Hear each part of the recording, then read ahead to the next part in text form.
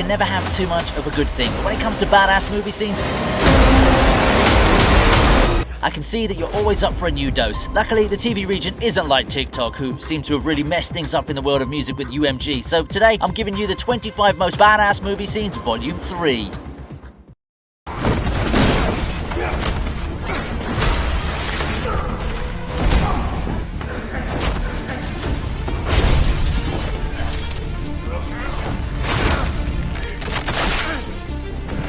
The world's really showing lots of love to South Korea nowadays, whether it's the musical fans of BTS and Blackpink, or the people who've lost their minds over the Season 2 teaser of Squid Games. The culture is definitely all over the internet. Now, 2024's Badland Hunters is a pretty neat offering, especially considering how it managed to maintain a cohesive story as Concrete Utopia's sequel. The scene in question is where Nam-san, Choi Ji-won and Han Soo-na join forces to take down those weird lizard soldiers. Honestly, those dudes felt more like zombies from the Train to Busan franchise, but I'll take a badass scene wherever I get the chance.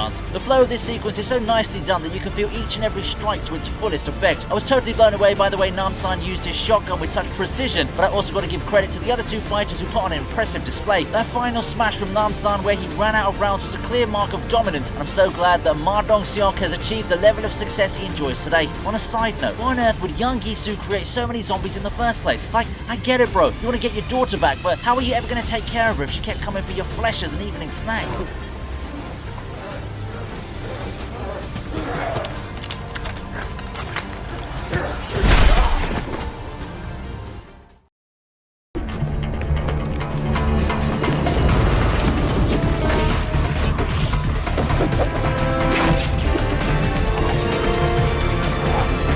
Can I just start by saying one thing? This is an underrated and unnecessarily hated on film. Sure, the plot might be questionable, but I classify this under the fun but dumb category. The action scenes for most part were enjoyable, and I for one found the artistic, dreamlike, futuristic cinematography to be extremely beautiful. Mila Jovovich is a certified badass, and she was an icon in the 2000s era with films like this one and the Resident Evil franchise. I mean, just look at the savagery on display here. Violet is relentless as she takes down each of the security team members one after the other with such grace and nonchalance that it makes you feel as if it's just a regular Monday afternoon for her. Sure, having a vampire disease as a weapon is always a nice boost, but it's the execution that counts, and it's delivered flawlessly here. The sword slashes would have made any samurai's jaw drop, and the color grading gives a somewhat luxurious vibe to all the murder and death being showcased. Just imagine how much more this film could have accomplished if it had an R rating. Man, why the heck has Quentin Tarantino not done a movie with Mila yet? She would have totally owned a Kill Bill kind of concept.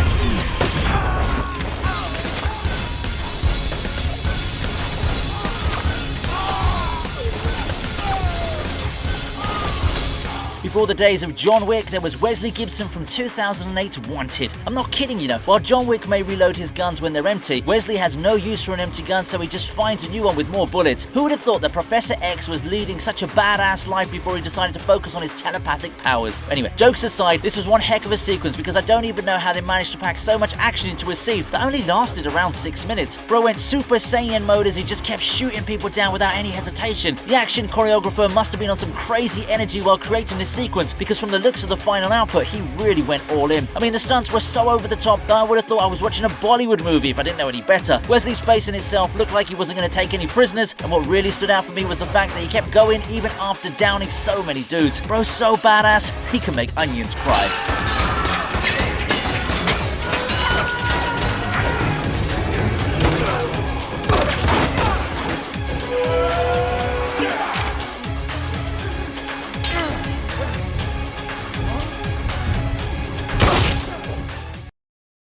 Leverage. You don't. I've got plenty of leverage. Me.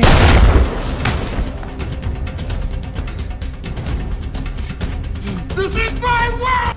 I'll kill you! I dare you! I always knew never to trust a man who doesn't care about money. Gen Z kids may think they're the best thing to ever happen to the world, but that's just the delusion talking. I'm just kidding. If you fit in that category, then please don't come at me in the comments, okay? Anyway, the point I'm trying to make here is that we should always appreciate the legends that paved the way for the newbies. Take Sylvester Stallone, for example. Bro paved the way for Giga Chad muscle bros just like Arnold Schwarzenegger and Carl Weathers. Rest in peace, my man. Now, one instance where Sly shows us he's still got it is when he takes on Keegan, aka Jason freaking Momoa, in Bullet to the Head. This may not have set any box office records, but the fight scene in question is top tier badassery at its finest. It's got the typical razzmatazz of any other encounter, but I want to particularly focus on that one section where Jimmy Bobo ruthlessly thrashes Keegan before he eventually gets shot down. It's raw masculinity on display, and even though Bobo needed backup, it still showcases how Stallone's aura remains ageless. Also, here's another way to think about it. We're watching Aquaman fight King Shark. Looks like Arthur Curry doesn't have as much control over marine life as he thought he did.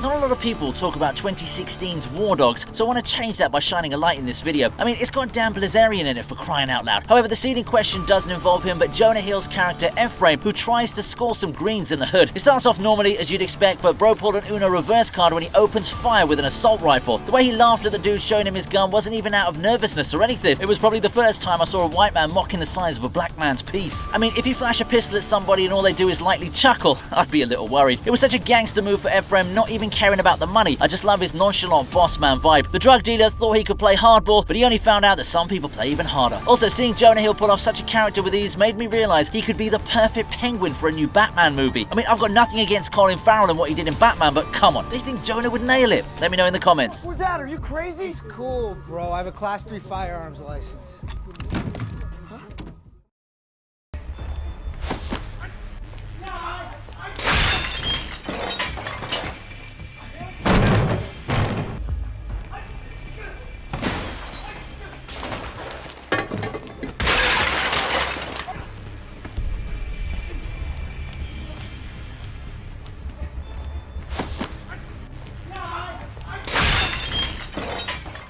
Okay, so I've listed this film as The Protector, but that's only because it was the official name for the film in the US. The actual name is Tom Yum-Goong, and it's just freaking awesome. I've always shown love to martial arts fighters, and Tony Jaa is one such star who showcases it with passion. The staircase scene in The Protector was so detailed and yet felt so smooth and easy that it almost felt as if it was playing a video game. The moments are so precise and the action synchronized that Kham's moves almost feel as if they're being controlled by someone on the other side of the console. The action choreography is on a whole other level because it's not easy to make a scene look so deadly when you can't exactly have cut shots and other editing tactics in your repertoire. After all the chaos and brutality that Kham causes, I think these goons should have just let him eat something in peace. The direction is impeccable as everything is captured in a single shot, or at least made to look that way, and it's exactly why 4 minutes of action just fly by without us even realizing it. Also, what's with everyone just tossing around random stuff? It's like they took the saying, throw the kitchen sink, a bit too literally.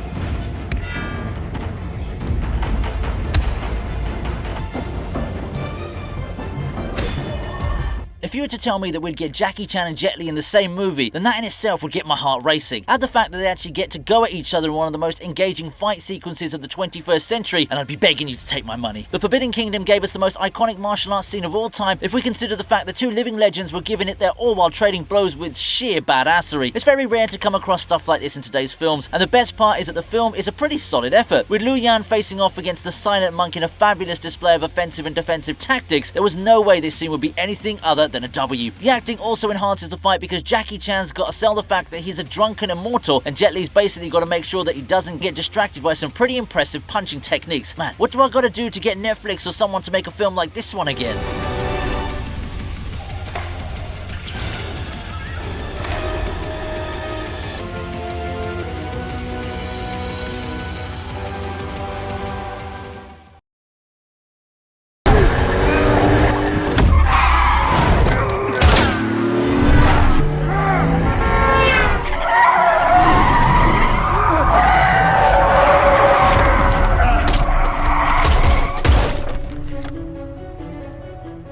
Denzel Washington is so underrated that it's a criminal offense to not recognize him as one of the all-time GOATs. Robert McCall from the Equalizer franchise may just be his most iconic role ever, and that's admirable in itself. Take the third installment's opening as an example of his skills and temperament. The slow, heavy, foreboding scenes of silence and suspense here for the first few minutes are legendary. This is what real cinema should be about. Nobody needs to say anything, no action, no fighting. The silence does all the work, and then boom, you've got bro shooting down a dude through another dude's freaking eyes. The gore wasn't expected at all, but it was an amazing addition to what's already an amazing trilogy. What I like about the film is that the protagonist doesn't really need to just run in all guns blazing. Instead, he uses inventive tactics to kill his enemies, and come to think of it, he doesn't really need to rely on guns, so that makes him like a scary action hero. And of course, how can I not mention his little fascination with the stopwatch he always uses to time his kills? It's as good as a signature move from McCall.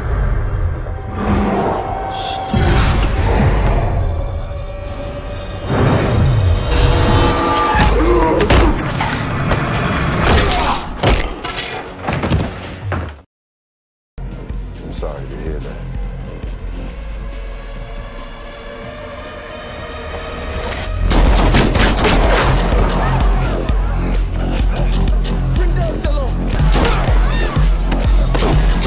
Keanu Reeves is mostly a fixed mention when it comes to lists like these, so it shouldn't come as a surprise to see everyone's favourite assassin here. The museum onslaught is a pretty neat sequence because it reinforces a lot of what we already know about the character, but with added flair. We know John has a terrifying reputation, and we've gone through an entire movie seeing why that is, but it's this moment right here that shows you how infamous he truly is. An entire party, no doubt filled with people every bit as powerful and ruthless as Santino, grinds to a halt just because they saw John Wick, as if the Grim Reaper himself had just manifested right in front of them. Everyone knows who he is, and everyone knows what's about to happen. Normal people like ourselves might be seeing his opponents as trained assassins, but I'm sure bro was just looking at them like free ammo. I also like the fact that they showed the reloading in the middle of the attack because it makes the whole thing look more realistic. You could probably hire all the bodyguards in the world, but even that wouldn't be enough against an assassination god.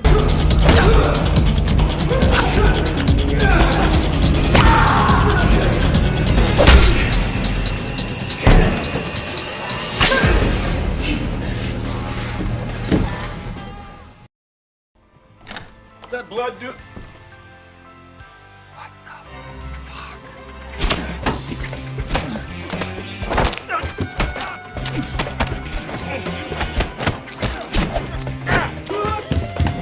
Imagine being so badass that you end up saving your own bodyguard. That's what Samuel L. Jackson does as Kincaid when his bodyguard Michael gets kidnapped and tortured by Dukovic's men. It goes on to show why a hitman should never be underestimated under any circumstance, but I also want to talk about how Ryan Reynolds entertains us even while he's being waterboarded and electrocuted at the same time. Bro isn't even lying from a technical standpoint.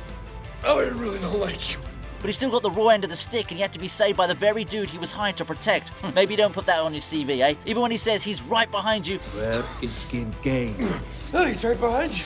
Scout's honor. It just feels so hilarious, and then Kincaid comes in to show everyone that he's the boss with some pretty brutal attacks. If this is the case, then I'd say that Michael is kind of like the little obstacle you need to beat in order to fight against the big daddy boss at the end of a video game. It also helps that Kincaid is a Jedi Master and the leader of S.H.I.E.L.D., so he does have a lot of fighting experience.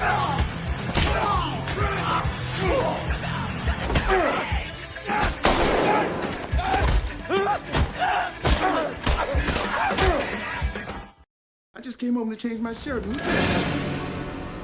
They took the honks.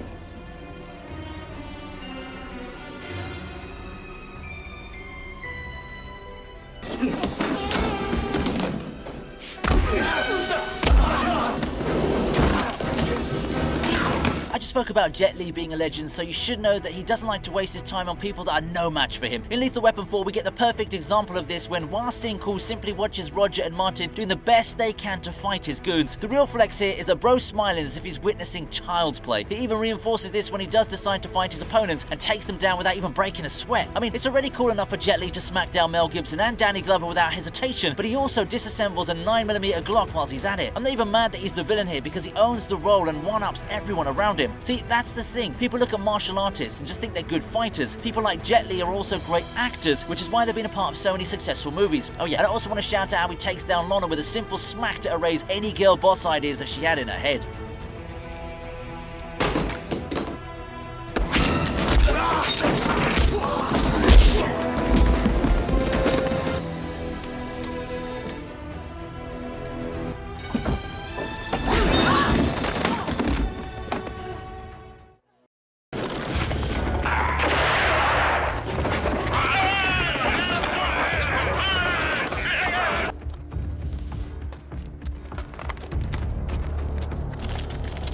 everyone keeps talking about the good, the bad, and the ugly is the best of the Dollars trilogy, but I find my favorite to be for a few dollars more. It helps establish the storyline and guide it from a fistful of dollars to the final installment of the franchise. It's also got that amazing final duel that takes so long to actually happen, but remains captivating even despite that. When the man No Name says, "Now we start," and the score really kicks in, it's probably one of my favorite cinematic moments of all time.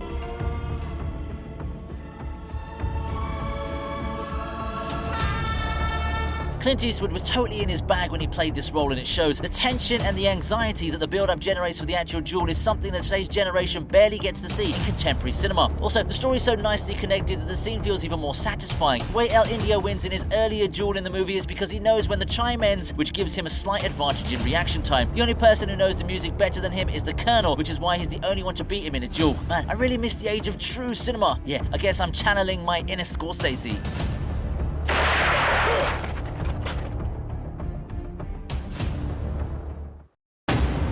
Hey neighbor, can you get that pump from me? I'm almost done. Whatever you're thinking, we thinking.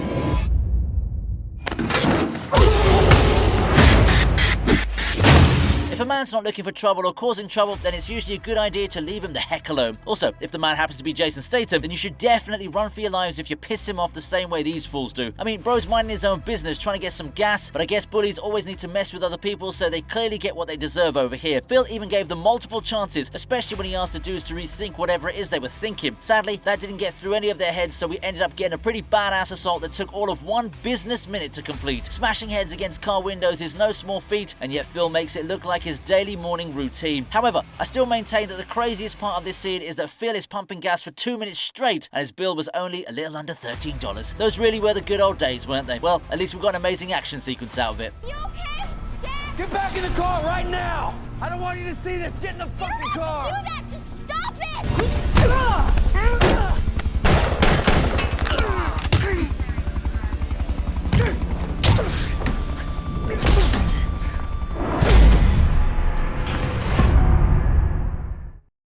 Are you ready? Ready? Are you set? Set!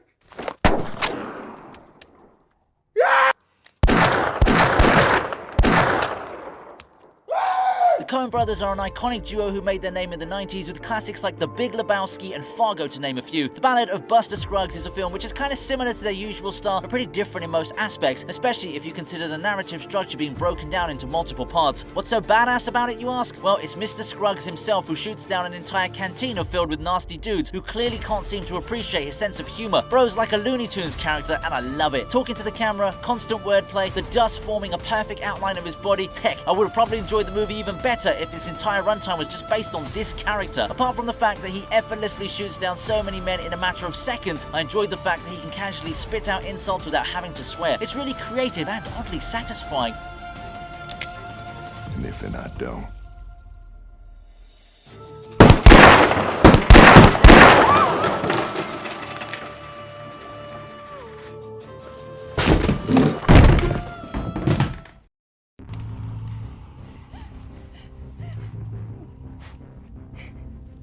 Release the hostage, unharmed. You aren't a very good negotiator, Judge. Hotshot.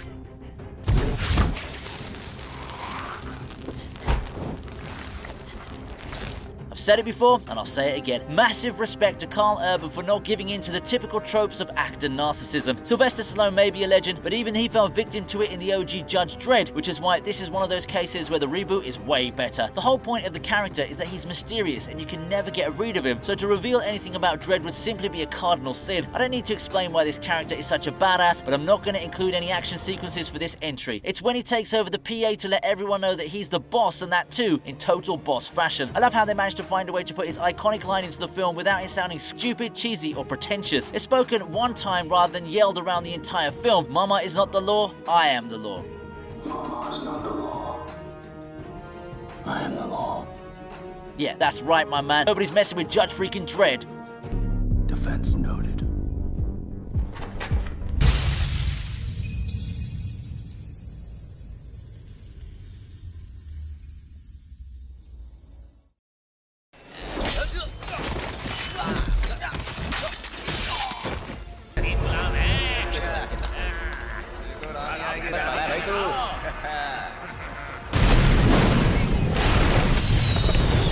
I always kick off my top 10 with a stellar entry, and this time we've got the one and only Scott Adkins pulling off some outstanding fighting skills against the equally talented Tin Man. Ninja Show of a Tear is one of those sequels that really drives the character's psyche, and if it can lead to such brutal displays, then I'm all for it. I mean, sure, Casey's lost his pregnant wife, which is horrible, but I've probably watched this fight against Mayat like 50 times already. Scott's already shown how badass he can be as Yuri Boyka in the Undisputed franchise, and now he gives us a glimpse of his samurai ninja abilities as well. The fight may be drawn out, but you can still see that both men are giving it their all. It was a nice, even matchup until Casey decided to end things with a stab and a snap that would make even Thanos call out for his mommy. Of course, there's also his little encounter with Goro, which showcases his weaponry, but the highlight for me is definitely the earlier sequence.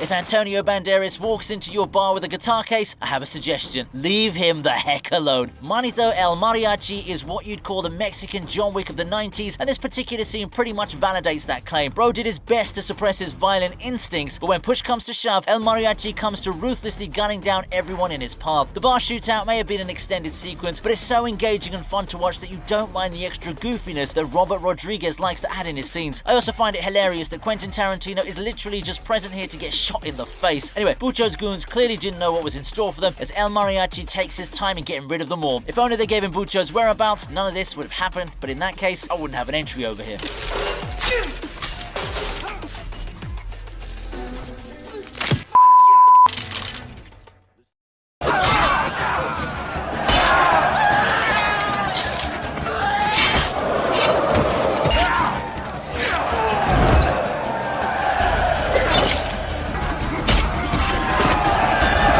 Doesn't matter if the chips are down, there's always a way to turn it around. My unintentional poetry aside, the Barbarian Horde battle in 2000's Gladiator was a stunning scene not only from the entertainment perspective, but also from the overall execution. This sequence is a masterclass on how to organically and satisfyingly take the heroes from an overwhelmingly dire and seemingly unwinnable situation to have an advantage that makes perfect sense by the logic of the story. There's a very clear pivoting point when they flip over the first chariot and the music pivots with it, enforcing the scene's imagery and emotions. The battle plan wasn't some kind of miracle backed by plot armor. There was a clear objective in mind, and Maximus made sure to work with his men as a team instead of trying to become a lone warrior. Seeing Russell Crowe catching a sword and spinning it around the wrist while riding a horse is one of the most badass things I've ever seen in any movie.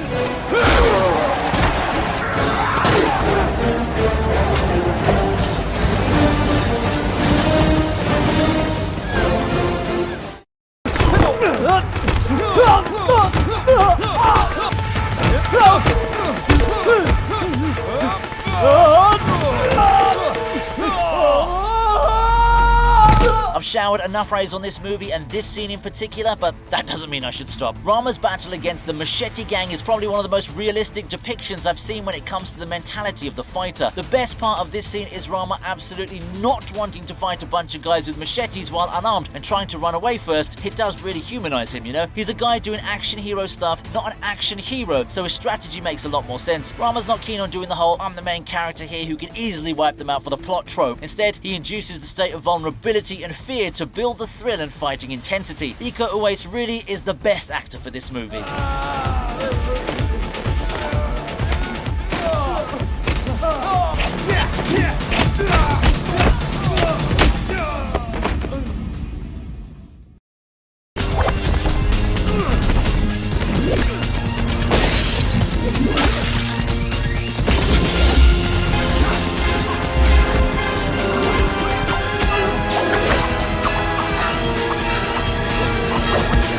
John Wick is known for switching weapons rather than reloading them, but I think it all started with Keanu Reeves playing Neo in The Matrix. The lobby shootout scene is intense and amazing for a lot of reasons, and it's also a perfect way to summarize both the characters. Trinity's been at the Matrix stuff for years, so she's very tactical, picking her moments carefully and taking out her opponents efficiently. Neo, on the other hand, is spraying his ammo everywhere like a complete noob. I guess it really is in his blood to savagely assassinate people without mercy. I also like how Trinity kicks the shotgun out of the guard's hands over his shoulder, catches it, and then shoots him in the back with his own gun. Bro got violated with his own tools. Also, I know Neo and Trinity are totally owning it, but these guards are worse than the stormtroopers from Star Wars.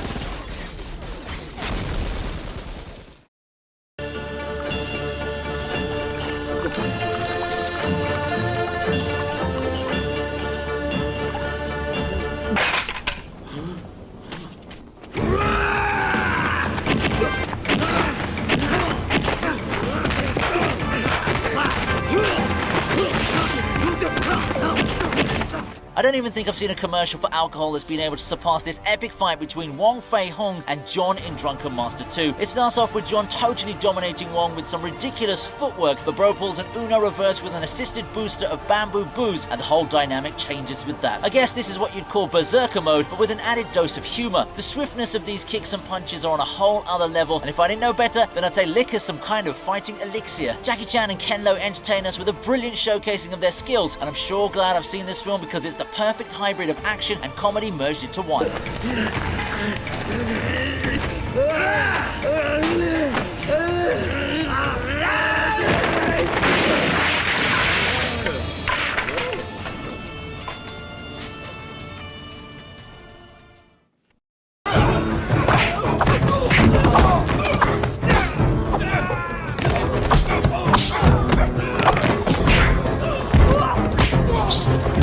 You remember that Bruce Lee entry where he knocks down an entire dojo's students? Yeah, well this one has got Jet Li doing the same thing, but with an extra flair for vengeance. What's really funny is that in this movie, Jet Li as Chen Zhen is avenging the death of his master Ho Yanjia, who he also played in 2006's Fearless. So you could say that he's avenging his own death. Now, that's what I call an independent fighter. The way this scene plays out is basically Chen Zhen walking into a dojo, beats up all his students, then humiliates their master in a battle and leaves. When bro's at your house, you're the guest.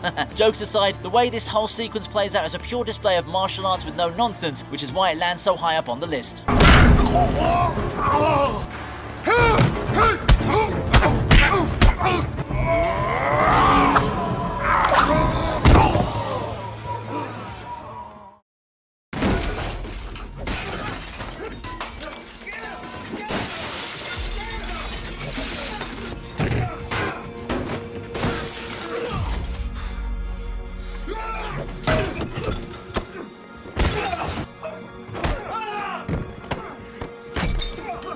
Alan Richardson may be the dude who's made a name for himself playing Jack Reacher, but I do want to point out this epic thrashing given out by Tom Cruise when studio execs thought that a man of his height could play the same character. Taking down those punks was obviously a piece of cake for Reacher, but it's the manner in which he keeps warning them that stands out. The first rule of picking a fight is that when the guy doesn't flinch with your overpowered nonsense, just leave while you still can. Bros who are actually tough are usually the most passive ones and avoid hurting people. When you push them into doing something for either their or someone else's safety, you're in for a world of hurt. I mean, he even predicts how the fight's going to turn out before it begins. Do you need any more of a clue?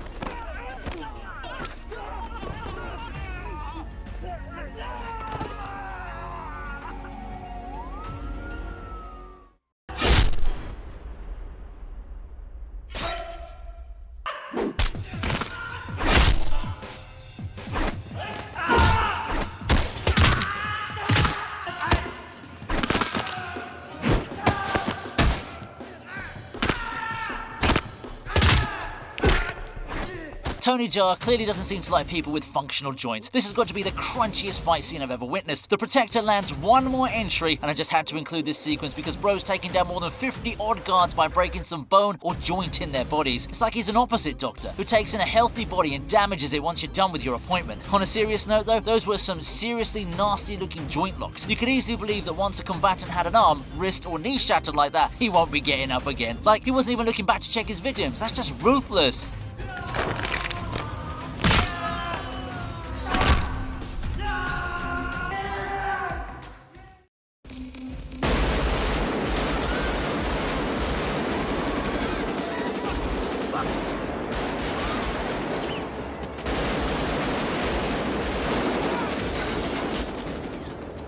This has got to be the grandest shootout that Hollywood has ever been able to give us. The post-robbery chaos in Michael Mann's Heat was an epic display of men with their guns. No, not that kind, get your mind out the gutter, okay? The thing that makes Heat so extraordinary is the fact that they don't muffle the gunshots like so many other films do. Gunfire is extremely and uncomfortably loud, and this movie does such a good job of making the viewer experience that. Even the part where we see Val Kilmer's Chris changing his magazine made me feel as if I was watching some kind of military training video. Robert De Niro as the villainous Neil and Al Pacino as Lieutenant Vincent also play their part in this relentless sequence of events, especially with that headshot Vincent lands to save the innocent girl. This really is a masterclass from every angle.